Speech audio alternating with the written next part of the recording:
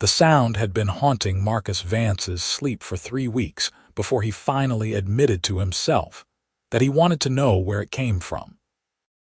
It rose each night after full dark, when the last chores were finished and the lamps extinguished, a low, wordless melody that seemed to drift from somewhere beyond his barn, out where his property gave way to the scrubby woodland that nobody owned and nobody tended. Not quite a song in any language he knew, not quite a keen, but something in between that made his chest feel hollow in a way he had not felt since the fever took Sarah 2 winters past. He would lie in the narrow bed that had once held two and listen to that voice rise and fall, carrying grief he recognized, because he had worn it himself for so long that it fit him like old work clothes. Marcus was not a man given to curiosity. At 43, with a small farm that demanded every hour of daylight and a temperament that his late wife had gently called spare, he had learned to keep his world contained to what he could see from his porch and manage with his own 2 hands. But the song worked on him the way water works on stone, and on the night of the first hard frost, he found himself pulling on his boots in the dark, taking up the tin lantern from its hook, and walking out across the stubbled remains of his wheat field toward the trees. The voice grew clearer as he approached the tree line, and with it came the smell of a small fire, carefully banked. Marcus moved quietly, a habit from his years in the border wars before he had married and settled, and when he reached the edge of the clearing he stopped, lantern held low, and simply looked. She sat on a flat stone near a fire pit ringed with river rocks, her back to him, and even in silhouette he could see what she was. The breadth of her shoulders, the particular set of her spine, the way her ears rose to blunt points above the thick braid that hung down her back. An orc woman, singing alone in the woods behind his barn, and Marcus felt something shift in his understanding of the weeks just past. He must have made some small sound, or perhaps she simply sensed his presence, because she stopped mid-phrase and turned. The firelight caught her face, green-skinned and broad-featured, with small tusks that gleamed pale where they curved up from her lower jaw. Her eyes were dark and watchful, and there was no fear in them, only a kind of tired resignation. "I have trespassed," she said, and her voice was lower than her singing voice, rougher. "I will move on." Marcus stood there with his lantern casting long shadows through the trees, and he thought about the song that had filled his nights, about the particular quality of loneliness that had threaded through it, about how he had not felt quite so alone when he listened. He was not a man who spoke easily or often, but he found words anyway. "Where would you go?" She rose, and he saw that she was not tall as orc women were sometimes said to be in the stories, but rather of a height with himself, lean and strong in the way of someone who moved constantly and carried everything they owned. She wore travel-worn clothes, a pack rested near the fire, and there was a careful tidiness to her small camp that spoke of long practice. "Away from here. I did not mean to disturb you. You have been here 3 weeks. 22 nights, she corrected, and something flickered across her face. "I counted them." The frost was settling on the ground around them, silver in the lantern light, and Marcus could see his breath in the air. He thought of his empty house, his silent evenings, the way her song had been the only thing that had made him feel something other than the dull ache of routine. "The singing," he said. "What is it?" She looked at him for a long moment, and he had the sense that she was weighing something, deciding how much truth to offer a human stranger who had caught her camping on the edge of his land. "Songs from home. Songs my mother taught me, and her mother taught her. Songs for the dead, songs for the lonely, songs to remember that you are still alive even when you feel like a ghost." She paused. "I did not think anyone could hear me," I heard. "Then I am sorry." "Do not be," Marcus said, and realized he meant it. It was good to hear. The surprise on her face was plain, and something in Marcus eased at having surprised her, at having said something that was not expected. He was tired of being expected, of being the quiet widower who kept to himself and spoke to no one and let the seasons pass without marking them. "The frost will be heavy tonight," he said, "and heavier tomorrow. Winter is coming early this year." She nodded slowly, still watching him with those dark, careful eyes. "There is a lean-to behind my barn where I used to keep the goats before the fence went up. It is dry and there is straw. You could stay there if you needed to." He hesitated, feeling the unfamiliarity of offering anything to anyone. "In exchange for work, if you are willing. The harvest is in, but there is wood to split and repairs to make before the snow comes." He watched her process this, watched her look from him to his barn, visible in the distance with the farmhouse beyond it, and then back to her small camp. He could see her calculating, weighing risks, trying to determine if this was a trap or a kindness or something in between. "You would let an orc stay on your land. I would let someone who needs shelter stay in an empty lean-to and help with work I cannot finish alone." He shifted his weight, uncomfortable with having spoken so many words at once. "If you are willing." Why? It was a fair question, and Marcus considered it seriously, turning it over in his mind as he turned over soil in spring, looking for the truth underneath. "Because I have been alone too long," he said finally. "And your singing reminded me that being alone and being lonely are different things." She studied him in the firelight, and he bore her scrutiny without flinching, because he had spoken only the truth, and he had no reason to be ashamed of truth. Finally, she bent and began to gather her things, moving with the efficiency of someone who had broken camp 100 times before. "My name is Breta Ashford," she said as she kicked dirt over her fire, "and I will work hard for the shelter. I know farming. Marcus Vance." He waited while she shouldered her pack and picked up the bedroll tied beneath it. "Come on, then. I will show you the lean-to." They walked back across his field in silence, the frost crunching under their boots, and Marcus tried to remember the last time he had brought anyone new to his land, the last time he had spoken to another person about anything that mattered. It had been a long time. Too long, perhaps. The lean-to was where he had said it would be, a sturdy structure built against the back of the barn, enclosed on 3 sides with a slanted roof that kept out the rain. He hung the lantern on a nail and gestured to the interior, where old straw was piled deep and clean. "It is not much. It is more than I have had in a long time."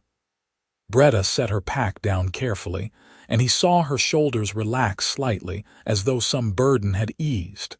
"Thank you." Marcus nodded, suddenly aware that he had nothing else to say, that the conversation had reached its natural end and he did not know how to extend it. He was out of practice at talking, at being with another person, and the silence stretched between them until it began to feel awkward. "Morning comes early," he said finally. "I will wake you at first light. I wake with the dawn on my own. Good." He took the lantern from its nail. "Good night, then." "Good night, Marcus Vance." He walked back to his house through the settling frost, and when he lay down in his bed, he heard nothing. No song rising from the darkness, only the quiet sounds of his farm at night. He found, oddly, that he missed it, and that realization kept him awake longer than the singing ever had. Morning came cold and clear, and when Marcus emerged from his house with the sun barely a promise on the horizon, he found Breta already at work splitting wood from the pile near the barn. She moved with a steady rhythm, her axe falling true, and the stack of split logs beside her was twice what he could have managed in the same time. She looked up when she heard his boots on the frozen ground and lowered her axe. "Good morning, morning." He surveyed the split wood, impressed despite himself. You have been at this a while. I wake early. She stretched her shoulders, rolling them back. Where would you have me stack this? He showed her the wood shed, helped her carry the split logs, and then they fell into the work of the farm together with an ease that surprised him. She was, as she had claimed, knowledgeable about farming, moving through tasks with the confidence of someone who had done them before. They repaired a section of fence that had been sagging since spring, rehung the gate to the chicken run that had been sticking, and cleared the drainage ditch that ran along the north edge of his property before the ground froze solid. They worked mostly in silence, but it was a comfortable silence, the kind that came from two people who understood the rhythm of labor and did not need to fill every moment with words. When they broke at midday, Marcus brought out bread and cheese and the cold remains of his breakfast porridge, and they ate sitting on the edge of his porch with the autumn sun weak but pleasant on their faces. "How long have you been traveling?"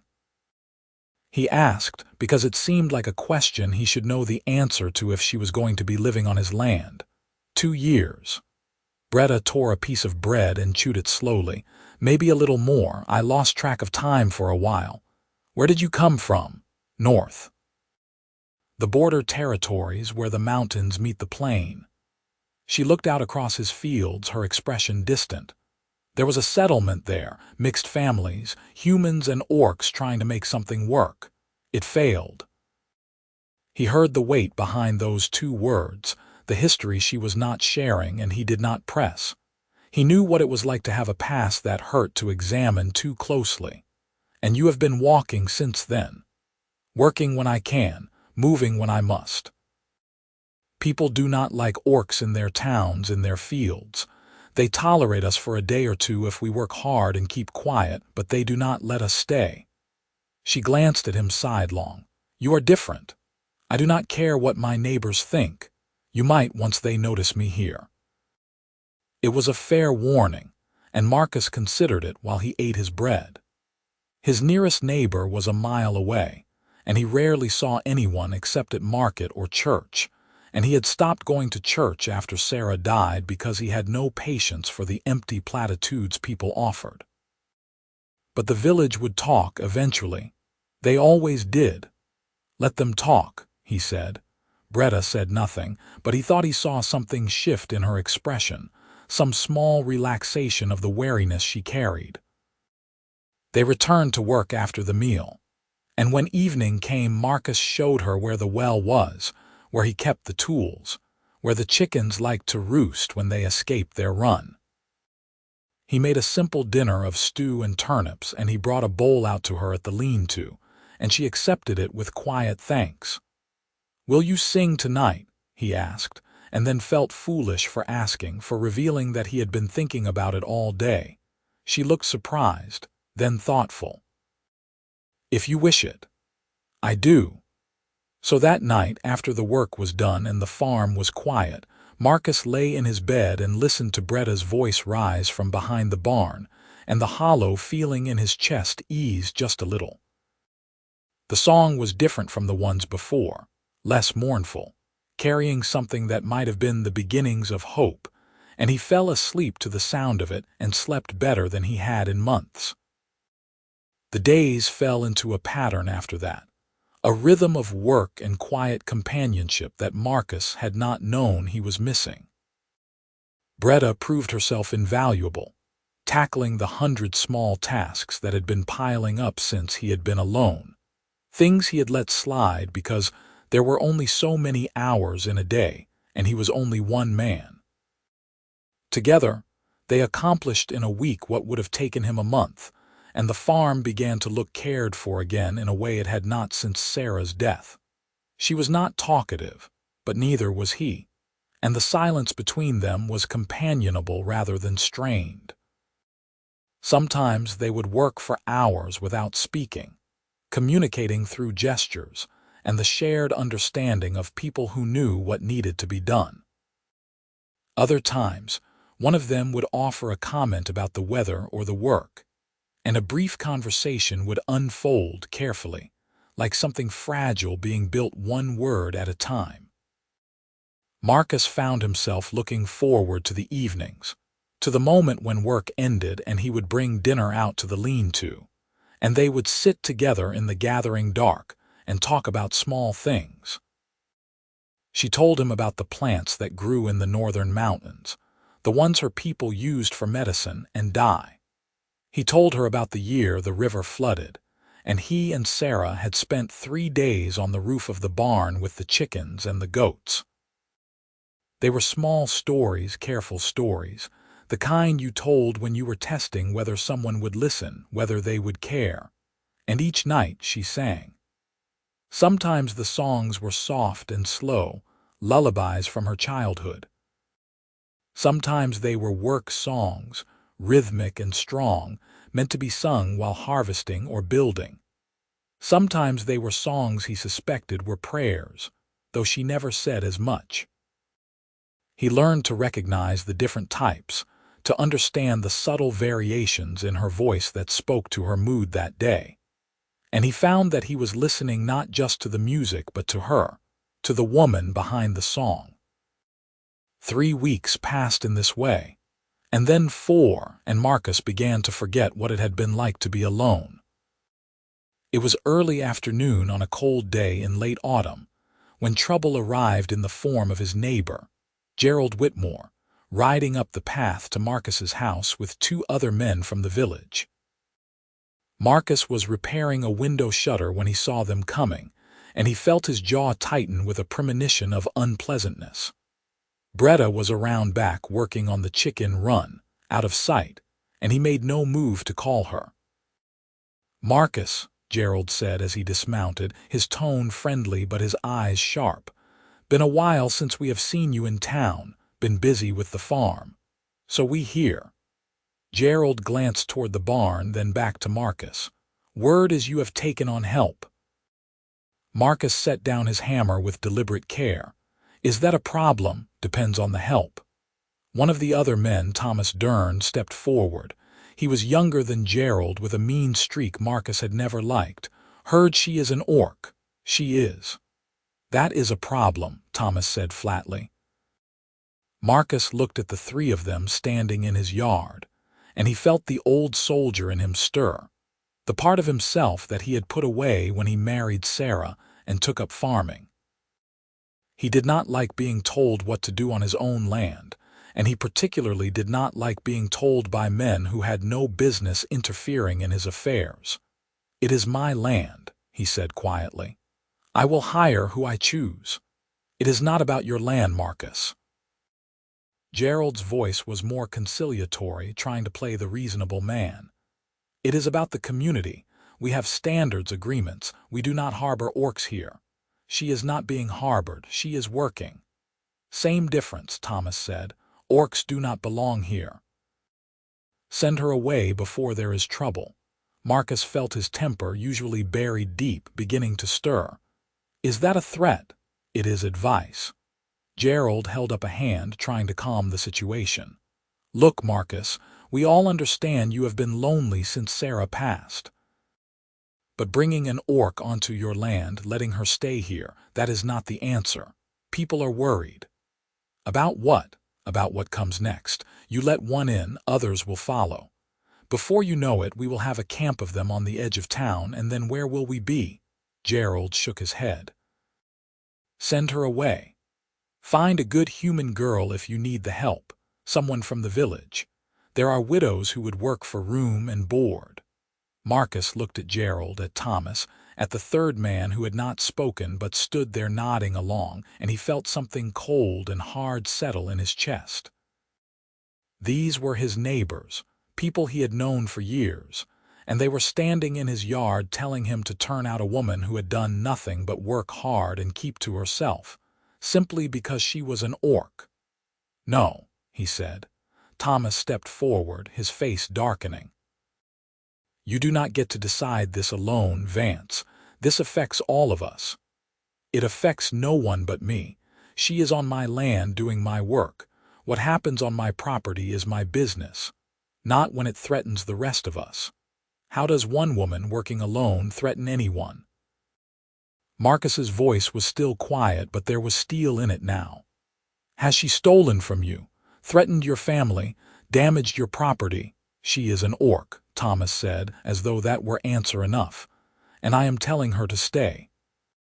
The silence that followed was tense and ugly, and Marcus saw the moment when Thomas decided to escalate, saw his hand move toward his belt. Marcus moved faster, stepping forward and catching Thomas's wrist before his hand could close around whatever he was reaching for. "Do not," Marcus said softly, and there was something in his voice, some echo of the soldier he had been, that made Thomas go still. "You will leave my property now, all of you, and you will not come back unless I invite you." Gerald put a hand on Thomas's shoulder, pulling him back. "This is not over, Marcus. The council will hear about this. Let them hear." Marcus released Thomas and stepped back. "My answer will be the same." They left, riding back down the path with angry words trailing behind them, and Marcus stood in his yard and watched them go. When they were out of sight, he turned and found Breta standing at the corner of the barn, her expression carefully blank. "You heard," he said. "I heard." She walked toward him slowly. "You should send me away." "I will not." "Marcus, they will make trouble for you. They will bring the council, bring the law. They will find a way to punish you for keeping me here. Let them try."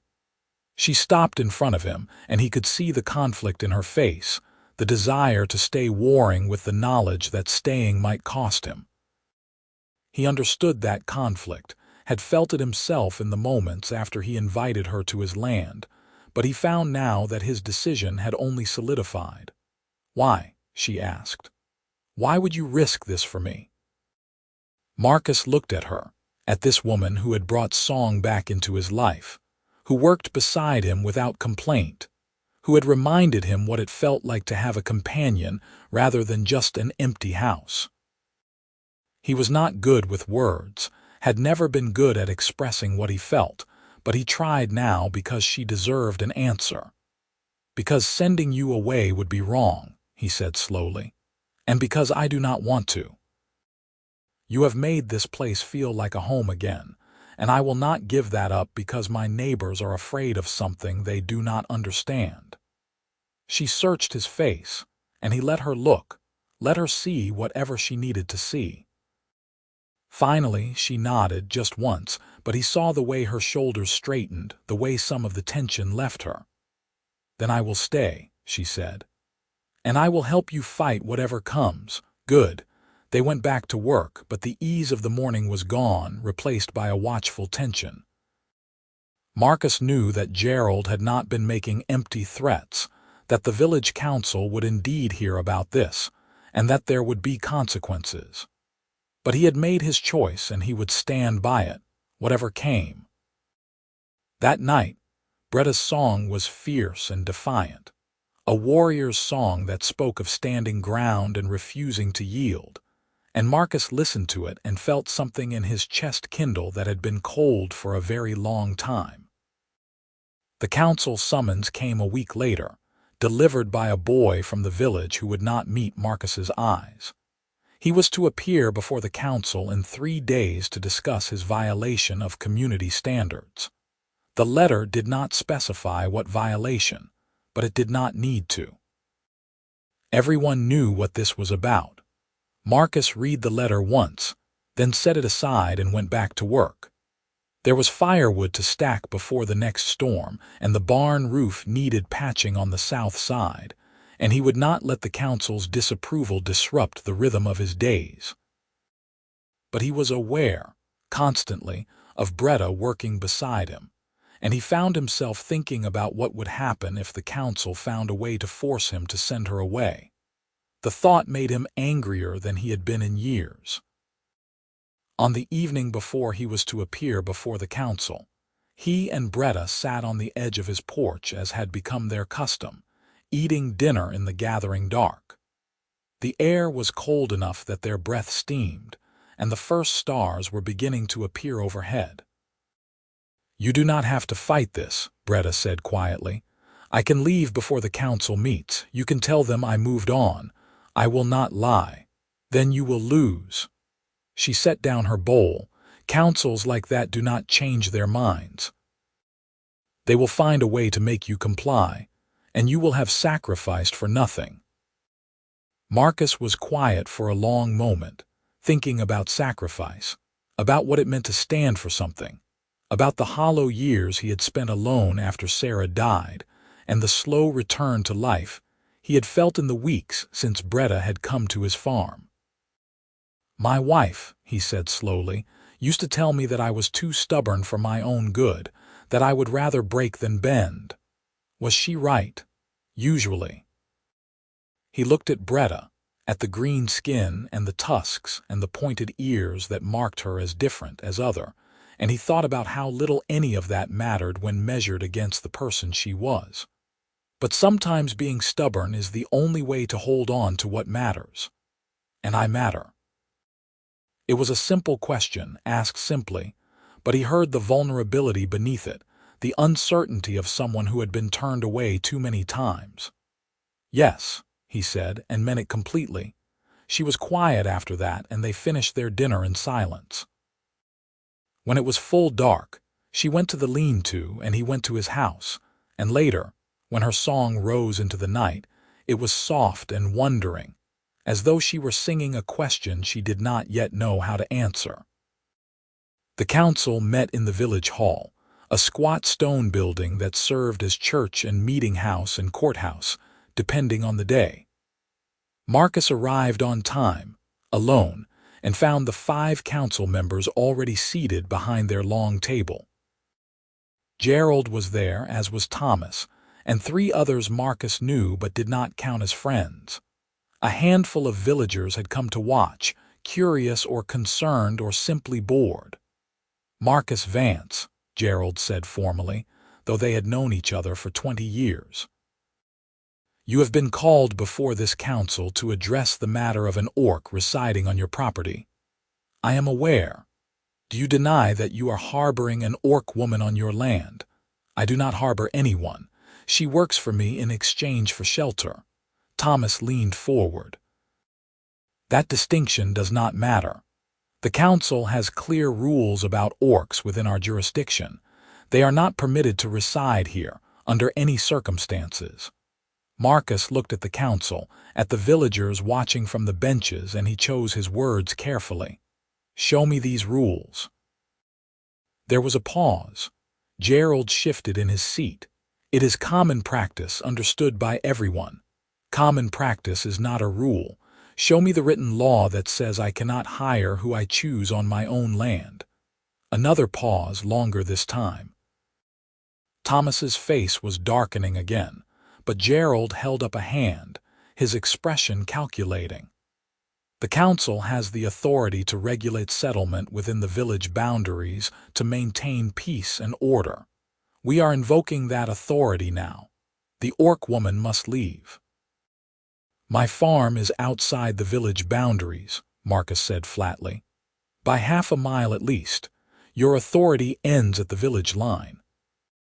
"The jurisdiction extends to all lands held by village residents," one of the other council members said, a thin man named Harold who had always been more concerned with rules than people. "Then, I will withdraw my residency." The silence that followed was complete. Gerald stared at him, clearly not having expected this. "You would leave the village over an orc?" "I would leave the village rather than be told what I can do on land I own and paid for." Marcus kept his voice level, reasonable. "If the price of being a village resident is surrendering control of my own property, then I choose not to be a resident." "You will have no protection," Thomas said. "No help if you need it, no trade at the market, no standing in any dispute. I have managed alone for 2 years. I will manage alone going forward." Gerald leaned back, his expression thoughtful now, reassessing. Marcus could see him calculating, weighing the cost of letting Marcus go against the cost of backing down, considering how this would look to the other villagers. "This is foolish, Marcus. You gain nothing and lose everything. I keep my freedom, That is not nothing. And what will you do when winter comes and you need help, when your roof leaks or your well freezes or you fall ill? Who will help you then? I will manage. With an orc. With a person who has proven herself capable and willing to work. Marcus felt his patience thinning. Are we done here? I have work to do. Gerald looked at the other council members, some unspoken communication passing between them. Finally, he nodded. Very well. If you wish to withdraw from the village, that is your choice. But know that once you do, there is no coming back. The council will not reverse this decision. Understood. Marcus stood and walked out of the village hall without waiting to be dismissed. And as he pushed through the door into the cold afternoon air, he felt a strange sense of lightness, as though he had set down a burden he had not known he was carrying. The village had never been his home. Not really. It had been Sarah's home, and he had tolerated it for her sake. But she was gone, and he found that he did not care what the council thought or what the villagers whispered. He rode back to his farm at a steady pace, and when he arrived he found Breta waiting in the yard, her expression tense with worry. What happened? I am no longer a village resident, he said as he dismounted. The council tried to order you gone. I refused, so I left instead. She stared at him. You gave up your place in the village for me. I gave up nothing I valued. The village can keep its rules and its prejudices. I will keep my land and my peace. Marcus. Her voice was rough. You did not have to do that. I did. He unsaddled his horse, taking his time with the familiar motions. They wanted me to choose between their approval and what I knew was right. It was not a difficult choice. He could feel her watching him as he led the horse to the barn, as he brushed it down and gave it water and grain. When he emerged, she was still standing in the yard, her arms wrapped around herself against the cold, and there was something in her face that he could not quite read. Why? She asked. And it was the same question she had asked before, but there was more weight to it now, more need. Marcus walked over to her and stopped, close enough that he could see the way the cold had reddened her cheeks, the way her breath steamed in the air between them. He was not good at this, at speaking what he felt, but he tried because she deserved the truth. Because you matter to me, he said quietly. Because your singing filled the silence in this place, and your presence reminded me that I was still alive, not just existing. Because you work hard and ask for nothing and deserve better than to be driven away by people who refuse to see past their own fear. He paused. And because I am tired of being alone, and you make me feel less alone. She made a small sound, almost a gasp. And then she stepped forward and wrapped her arms around him, pressing her face against his shoulder. He stood frozen for a moment, surprised, and then his arms came up and he held her, awkward but genuine, and they stood together in the cold yard while the sun sank toward the horizon. Thank you, she whispered against his coat. Thank you. They stood that way for a long time, and when they finally stepped apart, something had shifted between them, some barrier had fallen. That night, her song was different again, no longer mournful or defiant but something warm and wondering, and Marcus fell asleep with a smile on his face for the first time in longer than he could remember. Winter came in earnest after that, the cold settling deep and the snow falling thick. They prepared together, bringing in the last of the firewood, sealing gaps in the barn, hanging dried meat and vegetables in the cellar. Breta moved from the lean-to to the barn itself when the temperature dropped too low for even the sheltered space to be comfortable, and Marcus brought her extra blankets and a brazier to keep her warm. They worked together through the short days, falling into routines that felt natural and right. Mornings, they would tend the animals and break the ice on the water trough. Afternoons, they would work on indoor tasks, repairing tools and mending harnesses, and doing all the small maintenance that farming required. Evenings, they would sit together near the fire in Marcus's house, because it seemed foolish for her to sit alone in the cold barn when there was warmth and company to be had. It was during those evenings that they began to truly know each other, the careful sharing of stories that had been years in the making. Breta told him about her childhood in the northern settlements, about her parents who had died when she was young, about the community that had tried to bridge the gap between humans and orcs, and had failed when fear and prejudice proved stronger than hope. She told him about the years of traveling, the endless cycle of finding work and being driven away, of learning to keep her head down and her expectations low. Marcus told her about his own past, about the border wars and the things he had seen there, about meeting Sarah and falling in love with her quiet strength, about building the farm together and the years of happiness they had shared. He told her about the fever that had taken Sarah, about the long months after when he had moved through his days like a ghost, about the slow realization that grief could become a prison if he let it. They were careful with each other in those conversations, respectful of the pain they had both carried, but there was a growing ease between them, a sense of trust that deepened with each shared story. And gradually, Marcus began to realize that what he felt for Breta was shifting, becoming something more than gratitude or companionship. He tried not to examine it too closely at first, uncomfortable with the implications. Sarah had been dead for 2 years, but he still felt bound to her memory in ways he could not easily explain.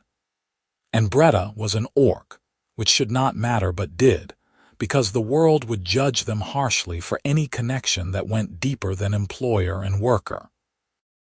But the feelings persisted, growing stronger each day until he could no longer pretend they did not exist.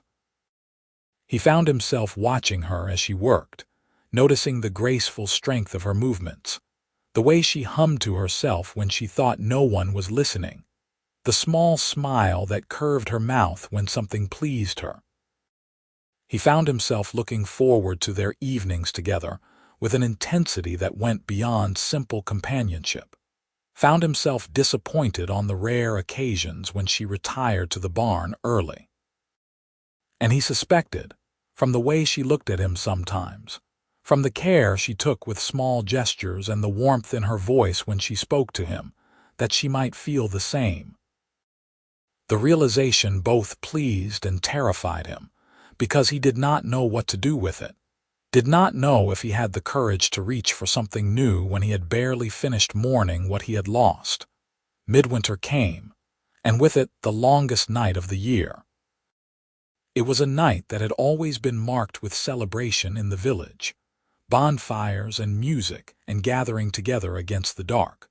But Marcus was no longer part of the village, and his farm was quiet and cold. He and Breta worked through the day as usual, though the light was weak and fading early, and when evening came they retreated to the house and built up the fire against the chill. "In my mother's village," Breta said as they sat near the hearth, "we would sing the sun back on the longest night. Everyone would gather, and we would sing from dusk until dawn old songs and new ones, to remind the world that light always returned." "Will you sing them tonight?" Marcus asked. She looked at him, surprised. "All of them, as many as you wish."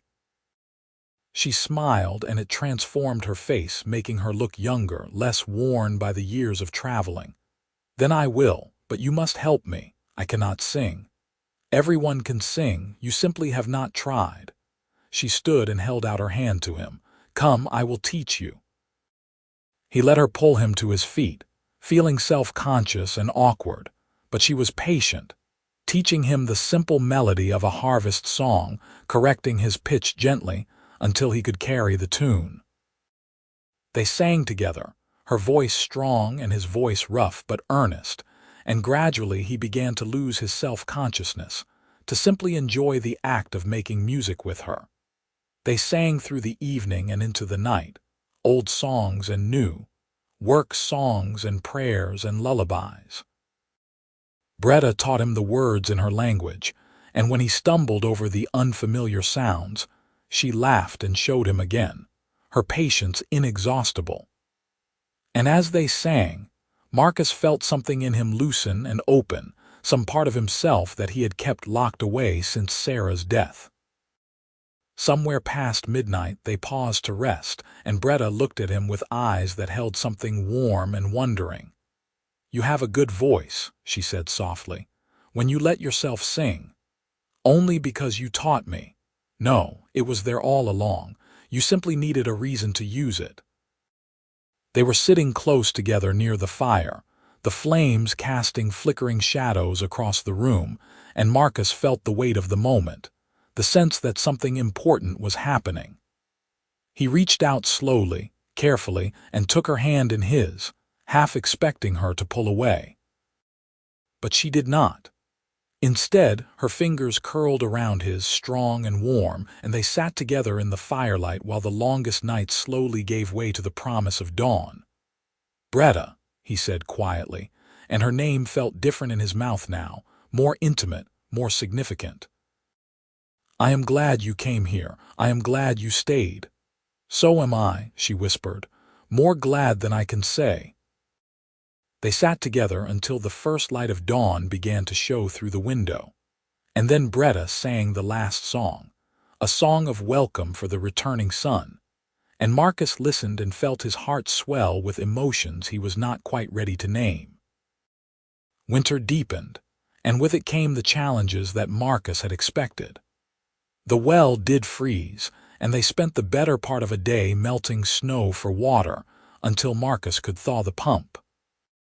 A section of the barn roof collapsed under heavy snow, and they worked together in bitter cold to repair it before the animals suffered.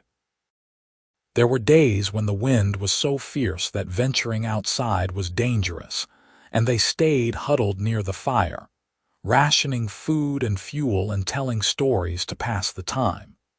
But they managed, the two of them together, in ways Marcus knew he could never have managed alone.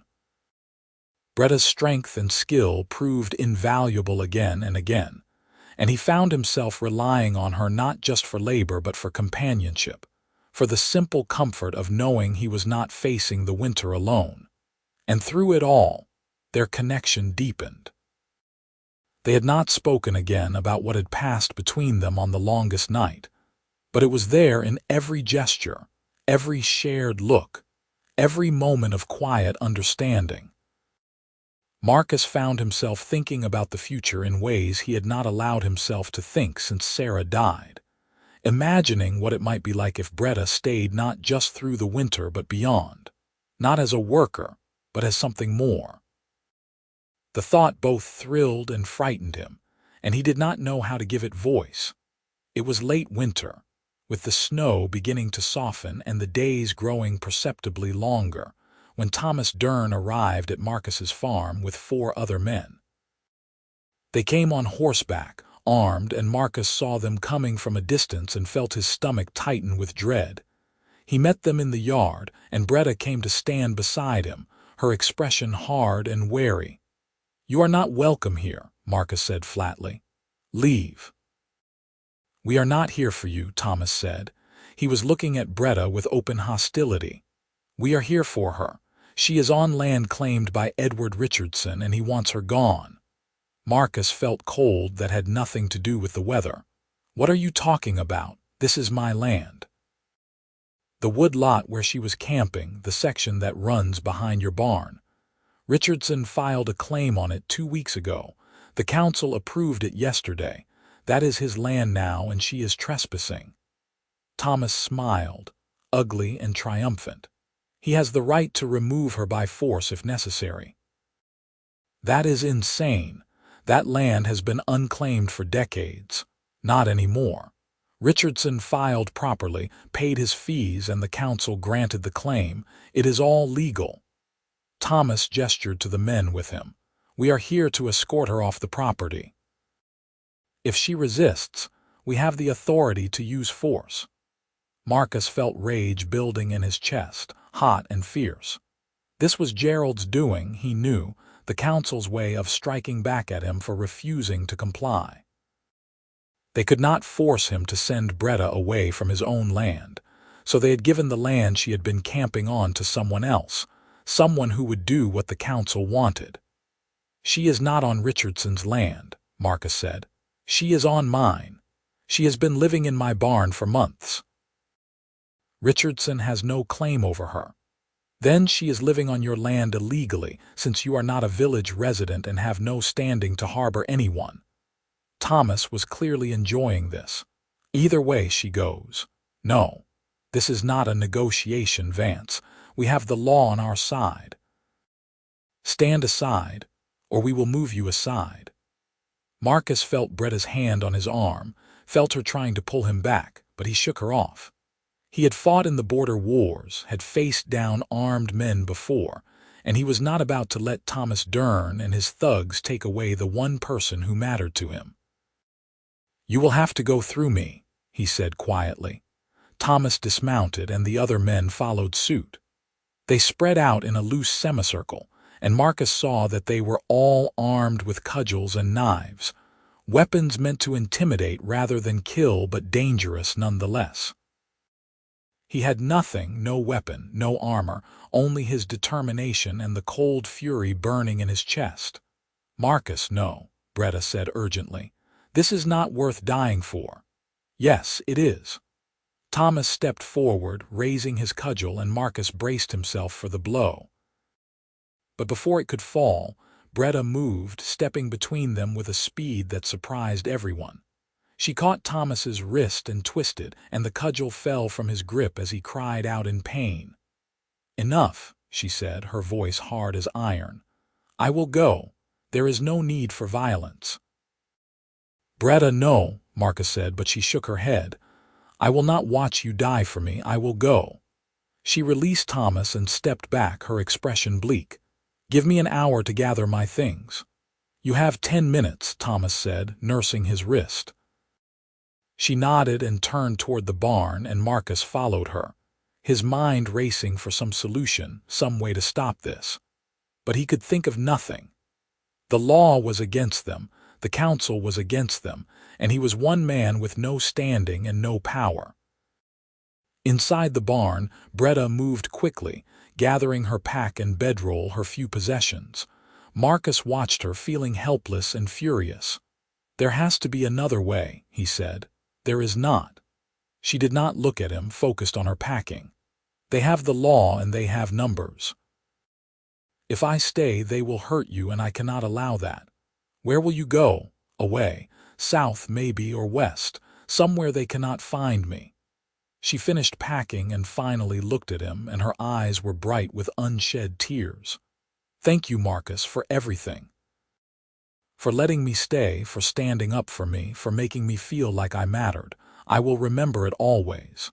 Breta," her name came out strangled, "do not go, please. We will find another way. There is no other way." She reached out and touched his face, a gentle gesture that made his chest ache. "Be well, Marcus Vance. Be happy." She walked past him toward the barn door, and Marcus felt something in him break. He could not let her go, could not let her walk away into the winter with nowhere to go and no one to turn to. He could not lose her, not after everything, not when he had only just begun to realize what she meant to him. "Wait," he said, and his voice was rough with emotion. "Wait, there is another way." She stopped and turned, and he saw the hope and fear warring in her face. "Marry me," he said. The silence that followed was absolute. Breta stared at him, her mouth slightly open, and he could see her trying to process what he had just said. "What? Marry me?" He stepped toward her, the words coming faster now, fueled by desperation and the sudden, crystalline certainty that this was right. "If you are my wife, they cannot touch you. The law protects spouses. Richardson cannot evict you, and the council cannot force you to leave. You would have standing protection, a legal right to be here." "Marcus," she shook her head slowly, "you cannot mean that." "I do." He reached out and took her hands in his. "I do mean it. I want you to stay. not just because I need the help, not just because I do not want to be alone. I want you to stay because I love you." He saw her eyes widen, saw the shock and wonder in her face, and he pushed forward, needing to say it all before his courage failed. "I love you, Breta. I have loved you since the longest night, maybe before. I love your strength and your songs and the way you make this place feel like a home. I love the way you laugh and the way you work and the way you never give up no matter how hard things get. I love you and I do not want to lose you. So marry me, please." Tears were running down her face now and she was shaking her head, but she was smiling too, a tremulous, disbelieving smile. "You do not have to do this," she whispered. "You do not have to sacrifice yourself for me. It is not a sacrifice. It is the thing I want most in the world." He squeezed her hands. "Say yes. Please, Breta, say yes." She looked at him for a long moment, searching his face, and he let her see everything he felt, all the love and hope and desperate need. Finally, she nodded. "Yes," she breathed. "Yes, I will marry you." Relief and joy flooded through him, and he pulled her into his arms, holding her tight while she cried against his shoulder. They stood that way for a long moment, clinging to each other, and then Marcus remembered the men waiting outside. "Stay here," he said. "I will handle this." He walked out into the yard alone, and Thomas looked up with a satisfied smirk that faded when he saw Marcus's expression. "She is not leaving," Marcus said. "We have been over this, Vance. She does not have a choice. She does, because she is going to be my wife." He saw the shock ripple through the group, saw Thomas's face darken with rage. "We will marry as soon as I can arrange it, and then she will have full legal standing as my spouse. You cannot evict her, and you cannot force her to leave. So you can all get off my land and go tell the council that their plan failed." Thomas took a step forward, his hand moving to the knife at his belt, and Marcus tensed, ready to fight if necessary. But one of the other men, older and more cautious, put a hand on Thomas's shoulder. "He is right," the man said quietly. "If they marry, we cannot touch her." "This is insane," Thomas hissed. "He is marrying an orc. That cannot be legal." "There is no law against it," the older man said. "Uncommon, yes, but not illegal. If they marry, she has standing." Thomas looked like he wanted to argue further, but the other men were already backing toward their horses, clearly unwilling to escalate. After a long, tense moment, Thomas spat on the ground and followed them. "This is not over, Vance," he said as he mounted. "The council will find another way." "Let them try." Marcus watched them ride away, and then he turned and went back into the barn where Breta was waiting. She looked at him with eyes still wet with tears, and he smiled at her, feeling lighter than he had in years. "They are gone," he said, "and you are staying." "You really want to marry me?" she asked, as though still not quite believing it, more than anything. She laughed, a sound of pure joy, and then she was in his arms again, and he was kissing her, and everything else fell away. They stood together in the barn with the winter light slanting through the gaps in the walls, and Marcus felt like he had finally come home. Arranging the marriage proved more complicated than Marcus had anticipated. The village priest refused outright, citing scripture and tradition and personal conscience, and the council clerk, who normally recorded marriages, claimed to be too busy to process the paperwork. It took 3 weeks and a journey to the next town before Marcus found a magistrate willing to perform the ceremony, a pragmatic woman who cared more about the law than about prejudice. They married on a clear, cold morning in late winter, with no witnesses except the magistrate and her clerk. Breta wore a simple dress that had belonged to Sarah, altered to fit her broader frame, and Marcus wore his best coat and tried not to think about the fact that he was marrying a woman so different from the one he had married before. But when Breta took his hand and spoke her vows, her voice steady and sure, he looked into her eyes and felt only certainty. They rode back to the farm as husband and wife, And when they arrived, Marcus carried her over the threshold of his house, making her laugh with the awkward gallantry of the gesture. That night, they lay together in the bed that had once held Marcus and Sarah, and he pushed away the whisper of guilt and focused instead on the warm, solid reality of Breta beside him, the way she fit against him as though she had always belonged there. Spring came slowly, the snow melting in fits and starts, the ground thawing into mud. Marcus and Breta worked side by side to prepare the fields for planting, and there was a new ease between them now, a comfort that came from the knowledge that they were building something together, something that would last. The village did not welcome them. When Marcus went to market, people turned away or spoke to him in clipped, cold tones. The council refused to acknowledge Breta's standing, though legally they had no choice. But Marcus found that he did not care. He had his land, his work, and his wife, and that was enough.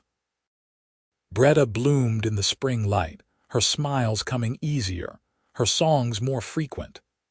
She sang while she worked now, not hiding behind the barn but openly, her voice carrying across the fields. Marcus would stop what he was doing just to listen, to marvel at the fact that this woman, this voice, was his. One evening in late spring, as they sat on the porch watching the sunset, Breta leaned her head against his shoulder. "Are you happy?" she asked. "Yes," he said without hesitation. "Are you?" "More than I ever thought I would be." She was quiet for a moment. "I used to think I would spend my whole life alone, moving from place to place, never belonging anywhere, and then I found you." "I found you," he corrected gently. "I followed your song and found our future."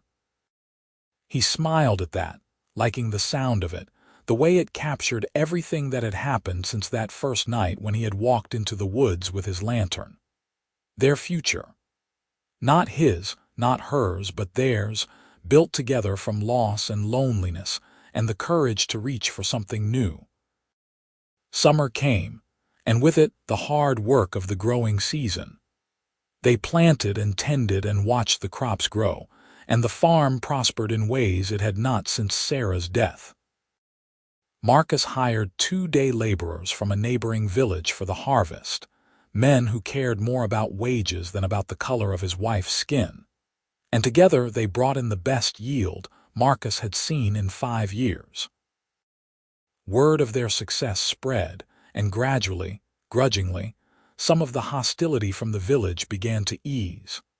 Not everyone, and not all at once, but enough that Marcus no longer felt completely isolated. A few of the other farmers began to nod to him at market. 1 or 2 even stopped to ask his advice about planting or weather, awkward overtures that Marcus accepted with cautious grace. And through it all, Breta was beside him, his partner in every sense. They worked together, laughed together, argued occasionally and made up quickly, building a life that felt solid and real in ways Marcus had not dared hope for. As autumn approached again, marking a full year since Breta had first come to his land, Marcus began to plan. There was something he wanted to do, a way to mark their first year together and to make a gesture that would show the valley and Breta just how much she meant to him. The old barn needed replacing. It had been patched and repaired so many times that it was more patch than original structure, and Marcus knew that it would not last another winter.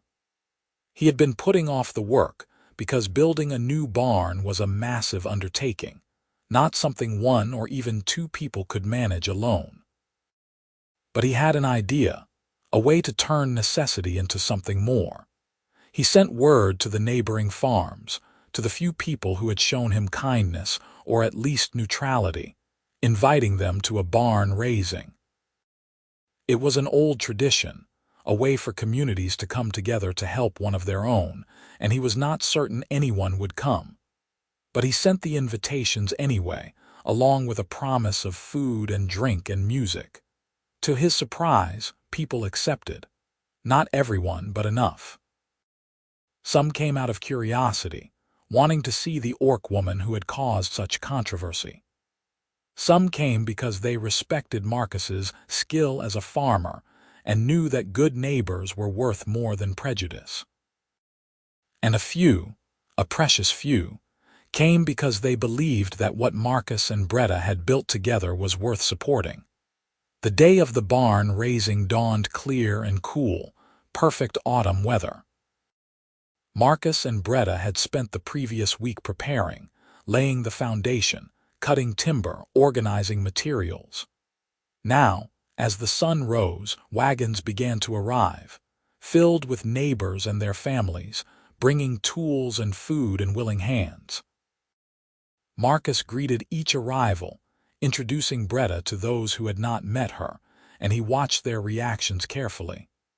Some were openly uncomfortable, avoiding looking at her directly.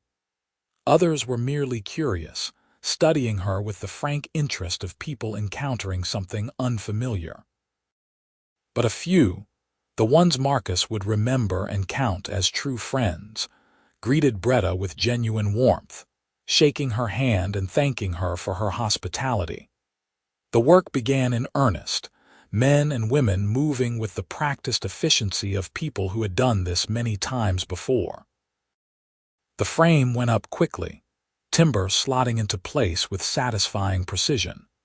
Children ran underfoot, playing games and getting in the way, and Breta organized them into a brigade to carry water and small tools, giving them a role and keeping them safe.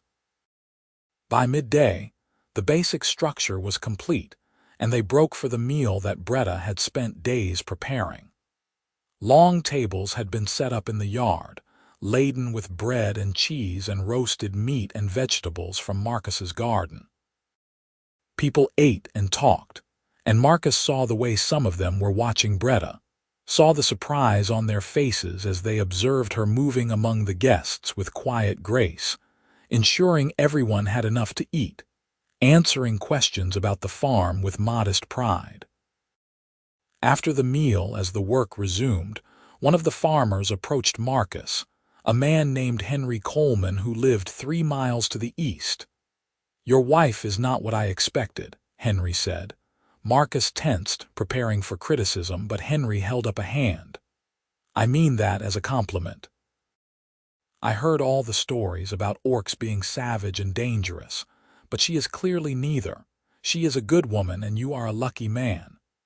"I know," Marcus said, feeling some of the tension ease. "For what it is worth, I am sorry for the way the village treated you. It was wrong." Henry looked out at the barn, where Breta was working alongside the other women, fitting boards into place.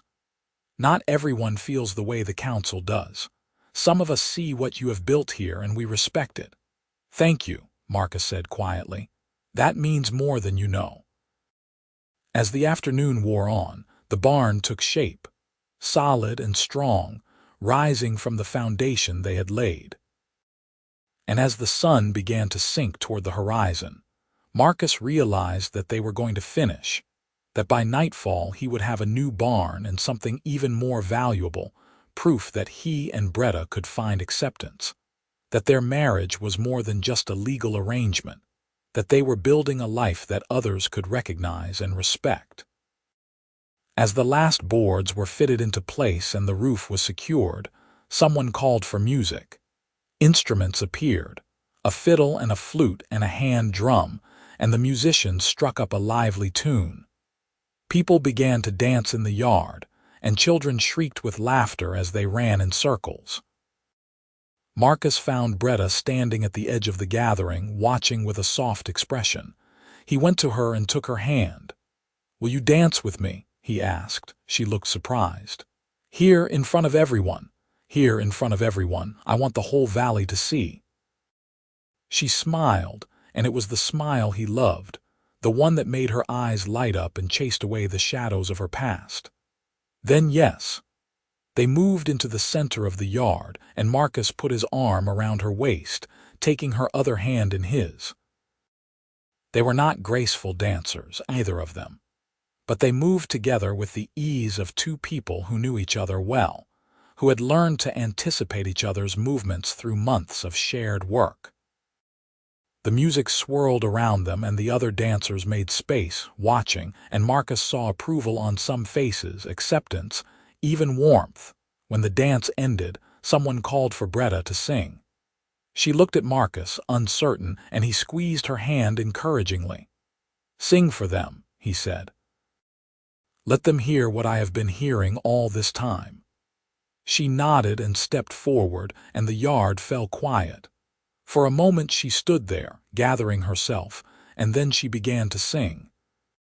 It was a harvest song, one of the ones she had taught Marcus on the longest night, a song about gathering the bounty of the earth and being grateful for what the seasons provided. Her voice rose clear and strong in the autumn evening, and Marcus watched the faces around him, saw the surprise and wonder as people truly heard her for the first time. When she finished, there was a moment of silence, and then someone began to clap. Others joined in, and soon the yard was filled with applause. Breta smiled, flushing green across her cheeks, and she bowed slightly, acknowledging the appreciation. The musicians struck up another tune, and the dancing resumed, but Marcus stayed where he was, watching his wife laugh and talk with the other women, watching her move through the gathering with growing confidence. She belonged here, he realized. She had made a place for herself through her work and her kindness and her strength, and people were beginning to see what he had seen from the beginning, that she was extraordinary. As night fell and lanterns were lit, hanging from the eaves of the new barn and from poles stuck in the ground around the yard, the gathering took on a magical quality. The light flickered and danced, casting long shadows, and the music seemed to float on the cool air. People drank cider and told stories, and children fell asleep in their parents' arms, worn out from the day's excitement. Marcus stood with Breta on the edge of the light, looking at the scene before them, at the new barn and the gathered neighbors and the evidence of everything they had built together. "This is what I dreamed of," Breta said softly. "When I was traveling alone, when I thought I would never have a home, I dreamed of this, a place to belong, people to call friends, someone to love who loved me back. You have it now," Marcus said. "You have me and you have this place and you will always belong here." She turned to him, and in the lantern light he could see the tears shining in her eyes, but they were happy tears. "I love you, Marcus Vance," she said. "I have loved you since you first came to my camp and offered me shelter without asking anything in return. I love you, and I will spend the rest of my life proving that you did not make a mistake in marrying me."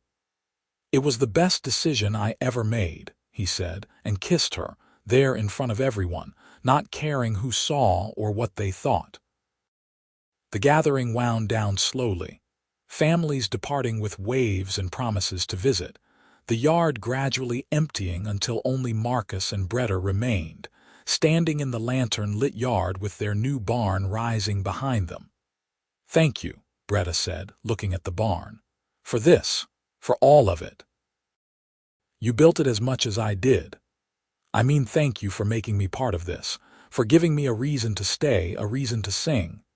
She took his hand. "For following my song and finding our future." Marcus smiled and pulled her close, resting his chin on top of her head. The night was quiet now. The music and laughter faded, leaving only the sound of the wind in the trees and the comfortable silence of two people who did not need words to understand each other. They stood that way for a long time, and then they walked hand in hand into their house, leaving the lanterns burning in the yard, a beacon of warmth and welcome in the autumn night. The years that followed were good ones, marked by hard work and steady prosperity. Marcus and Breta expanded the farm, adding more fields and more animals, building their holdings into something that could sustain them and, eventually, a family. The village never fully embraced them, but the active hostility faded, replaced by a grudging respect that gradually warmed into something approaching acceptance. Other orcs began to appear in the region, drawn by word of a place where a mixed marriage had succeeded, where an orc woman had found not just tolerance but love. Some of them settled nearby, building their own homesteads, and Marcus and Breta helped where they could, offering advice and support and the example of their own success.